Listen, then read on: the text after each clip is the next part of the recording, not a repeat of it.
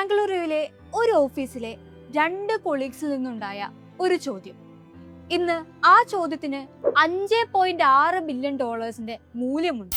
എന്നാൽ ആ ചോദ്യത്തിന്റെ ഉത്തരം മറ്റൊന്നുമല്ല. ഇന്ന് ഇന്ത്യയിൽ തന്നെ ഒട്ടുമിക്ക ആൾക്കാരുടെയും ഡെയിലി ലൈഫിന്റെ ഭാഗമായി മാറിയ മീഷോ ആണ്. വീട്ടമ്മമാരടക്കം പല സാധാരണക്കാർക്കും ഒരു ഷോപ്പോ ഇൻവെന്ററിയോ അല്ലെങ്കിൽ വലിയൊരു ഇൻവെസ്റ്റ്മെന്റ്സോ കൂടാതെ സാധനങ്ങൾ സെൽ ചെയ്യാൻ പറ്റാവുന്ന ഒരു പ്ലാറ്റ്ഫോം എന്ന വിധിദാത്രയുടെയും സഞ്ജീവ് ബർണാലിന്റെയും 2015 ഐഡിയയാണ് ഇന്ന് നാം പലരും യൂസ് ചെയ്യുന്ന മീഷോയുടെ തുടക്കം. പക്ഷെ കാര്യങ്ങൾ അത്ര എളുപ്പമായിരുന്നില്ല. Returns, quality complaints, Flipkart, Amazon പോലെയുള്ള പ്ലാറ്റ്ഫോംസിൽ നിന്നുള്ള കോമ്പറ്റീഷൻ, പിന്നെ കോവിഡും.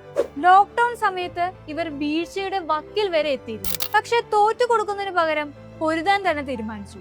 ക്വാളിറ്റി, ലോജിസ്റ്റിക്സ്, സെല്ലേഴ്സ് എന്നിങ്ങനെ പല സെക്ടേഴ്സും കോൺസെൻട്രേറ്റ് ചെയ്ത് ഒരു ഫുള്ളി ഇ-കൊമേഴ്സ് മോഡലായി ഇവർ മാറുകയായിരുന്നു. പിന്നീട് ആയിരങ്ങളിൽ നിന്ന് ലക്ഷങ്ങളിലേക്കും ലക്ഷങ്ങളിൽ നിന്ന് കോടിക്കണക്കിന് യൂസേഴ്സിലേക്കും Meesho എത്തിപ്പെട്ടു.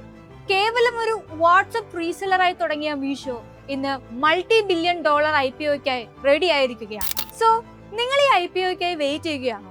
Drop down your thoughts in the comments and ഇതുപോലുള്ള ഇൻട്രസ്റ്റിംഗ് ഫിനാൻഷ്യൽ കോണ്ടന്റ്സിനായി ചാനൽ സബ്സ്ക്രൈബ് ചെയ്യാനും മറക്കണ്ട.